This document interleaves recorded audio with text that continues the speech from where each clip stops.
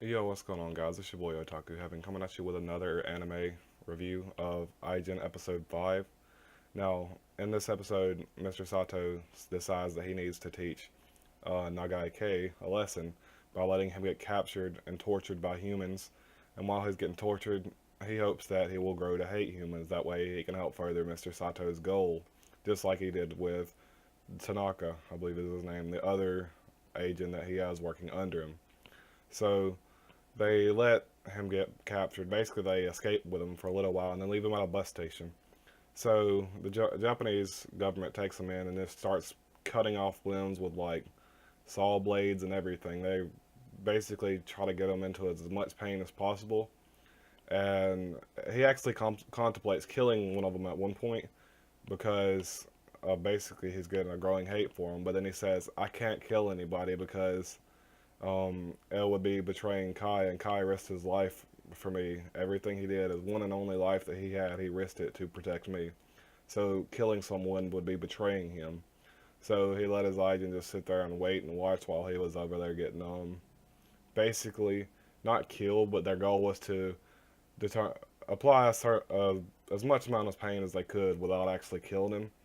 And that's what they kept doing until they decided to take a break. When they decided to take a break, that's when they kill him. That way they can start back fresh on the second half of the experiment. But we move on a little bit forward, and the whole time the head chief guy for the police was basically talking down to the agent that he has working with him, saying that if you don't work well, then you will basically be on the other side of the glass where Nagai K is right now. So she's scared shitless at this point. So she's trying to do everything she can. She actually is spot checking where the agent is for him. And at one point, she said the agent was looking directly at him. So that kind of scared him a little bit. And but not really. He basically said that he was really pissed off at him slowing down his progress in life. Maybe saying that he would have moved on up in the government in the event that he actually would have caught Nagai K himself, or maybe discovered more. The whole thing they were trying to do was elicit more power out of him. So perhaps when agents die so many times, or when they experience a certain amount of pain, then they grow in power. I don't know why they would have them want to grow in power. Maybe they'll get enough power to make the agent invisible. Maybe that's their whole deal. But the whole time they were bringing in a new top scientist to come check out Nagai K.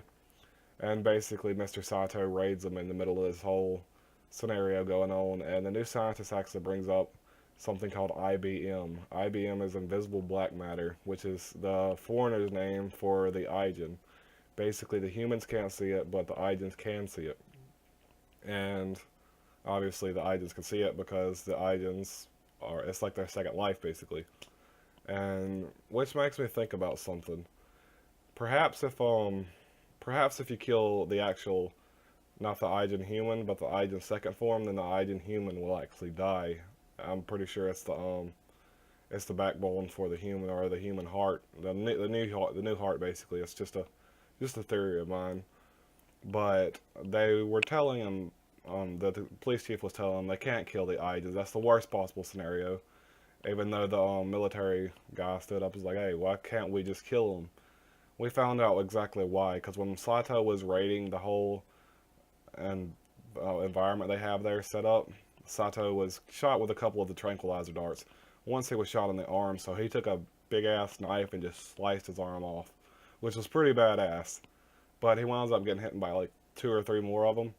And right before they basically tranquilize him, he shoots himself in the head. That way, it basically felt what's the word I'm looking for? Cleanses out all the dart tranquilizers, and basically puts him back on a fresh new life. Then he wakes up and starts shooting the other three guys that were in front of him. So he raided in, got Nagaike, and talked to him. He's like, he kills them. That's how he wakes them up, because apparently they've got some kind of way to sedate the agents to where they can't wake up unless they kill him. So Sato kills him. And after Sato kills him, he wakes up and he starts crying and is like, "I'm sorry for causing you so much trouble, Sato." Right after Sato was like, "You do understand I came here to save you, right?" And after he's crying and tells Sato that, Sato's like, "This mission was a failure." So obviously they didn't breed a hate for all humans that they were trying to breed within Nagaike.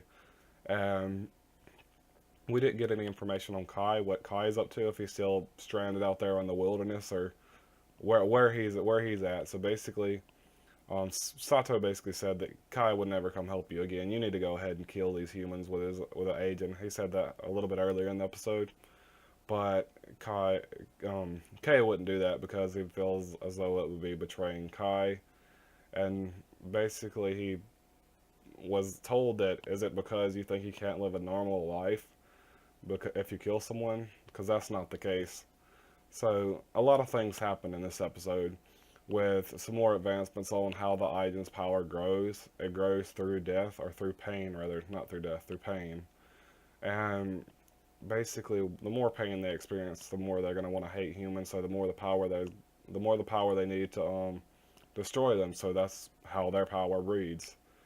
And we also got a little bit of an insight on what the chief is actually trying to do, or the head Ajin hunter, if you want to call him. But he's not quite sure what's going on. And one thing that was actually said, the future of Ajins was going to change, is what Sato said when he first tried to, raid the building. And that's was assuming that Nagaike's mission actually was successful to get him to hate humans, but that was unsuccessful. So what's so special about Nagaike? Because they did say at one point that something was special about him, and then with that line right there, we know something's even more special about him. But my whole thing is, I think that he's more powerful than any of the other Ajins, and the Ajins can recognize other Ajins' power levels. And Nagaike is special because his Ajin can grow to a power level far beyond theirs. That's my theory on it. But anyway, that's all for this, guys. Peace.